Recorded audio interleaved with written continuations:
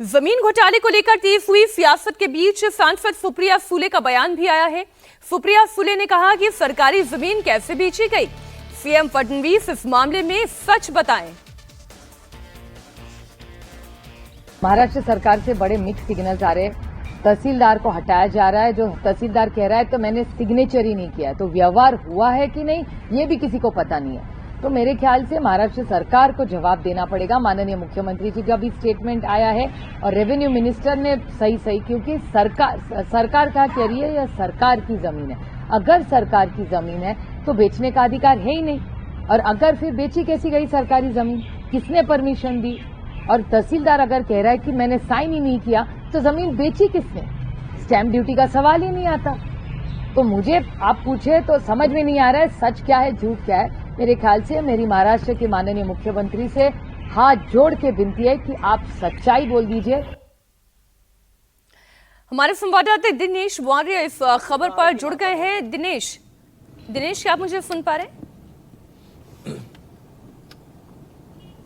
जी दिनेश, ये पूरा स्कैम क्या है और इसमें अजीत पवार के बेटे का रोल क्या है, क्योंकि सीधे सीधे आरोप अब अजीत पवार पर लग रहे हैं।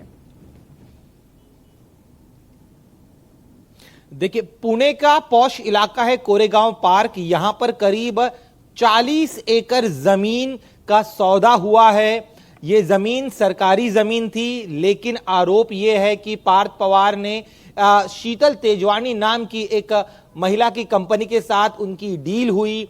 300 करोड़ रुपए में यह जमीन खरीदी गई और खरीदने के बाद पार्थ पवार की कंपनी की तरफ से कहा गया कि वो इस जमीन पर डेटा सेंटर बनाना चाहते हैं। महाराष्ट्र सरकार की उद्योग पॉलिसी है जिसके तहत अगर आईटी का अगर कोई कंपनी खड़ा करना चाहता है तो उनकी स्टैंप ड्यूटी माफ कर दी जाती है।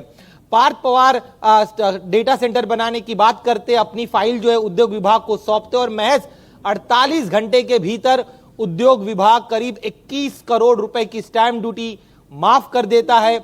इसके यहां तक ये स्कैम नहीं है, बल्कि जब इसके बाद जब लैंड रजिस्टर करने की बात आती है वहां उन्हें करीब 6 करोड़ रुपए स्टैंप ड्यूटी के तौर पर भरने थे, जिसमें एलबीटी यानी लोकल बॉडी टैक्स और मेट्रो सेस, ये कुल 6 करोड़ रुपए थे।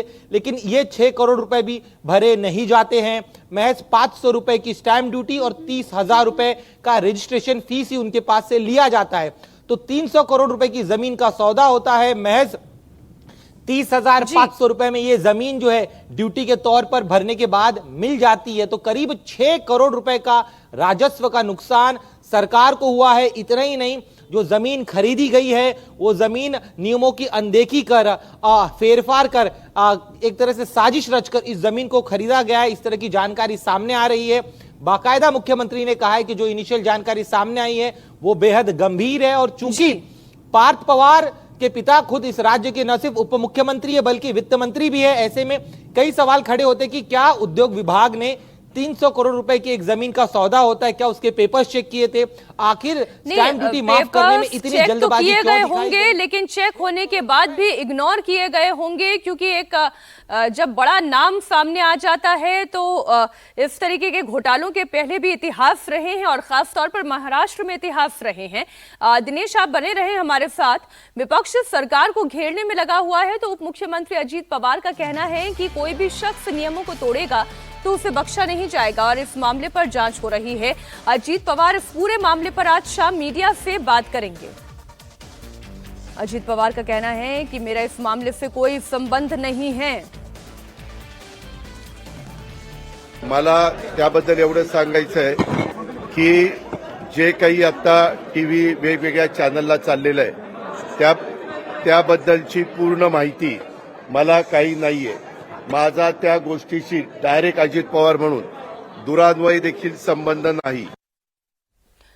इधर इस पूरे मामले में सीएम देवेंद्र फडणवीस एक्शन में है। फडणवीस ने जमीन घोटाले को लेकर जांच के आदेश दिए हैं। इस मामले में हाई लेवल जांच समिति गठित की गई है।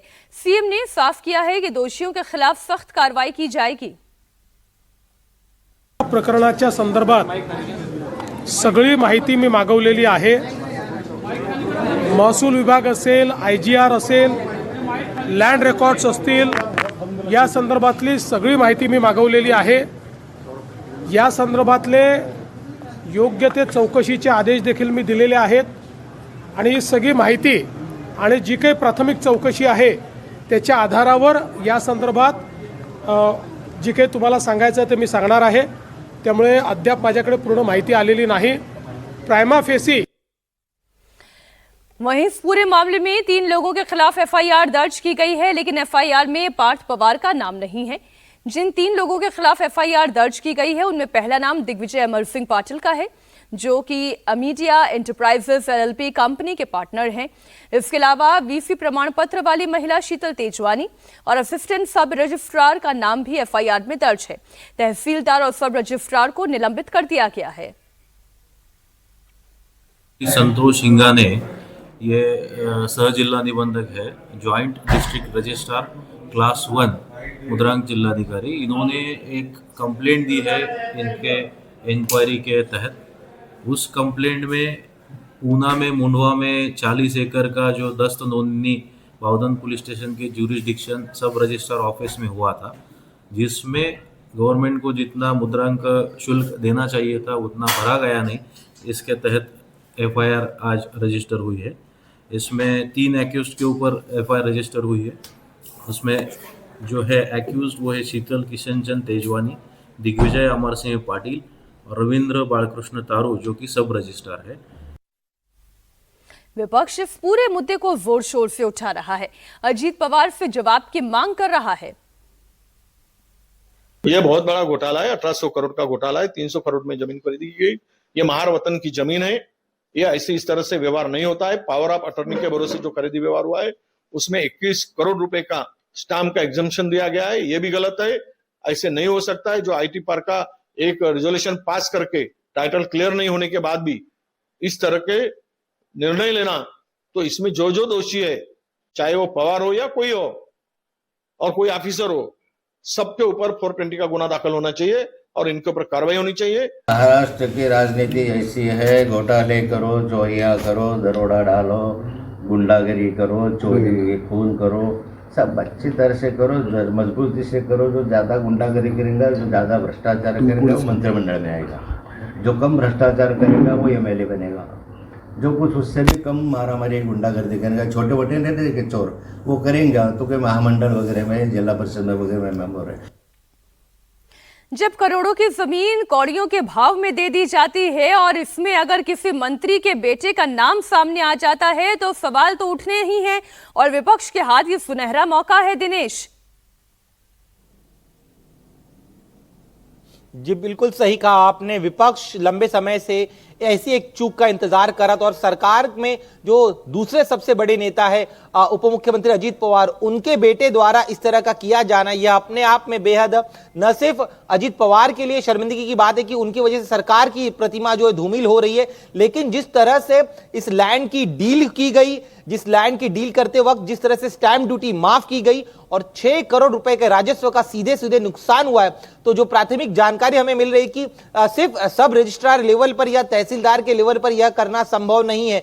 यही वजह है कि एडिशनल चीफ सेक्रेटरी के लेवल के अधिकारी को नियुक्त किया गया ताकि यह पता लगाया जा सके कि और कितने बड़े बाबू है जो इस पूरे स्कैम में शामिल थे।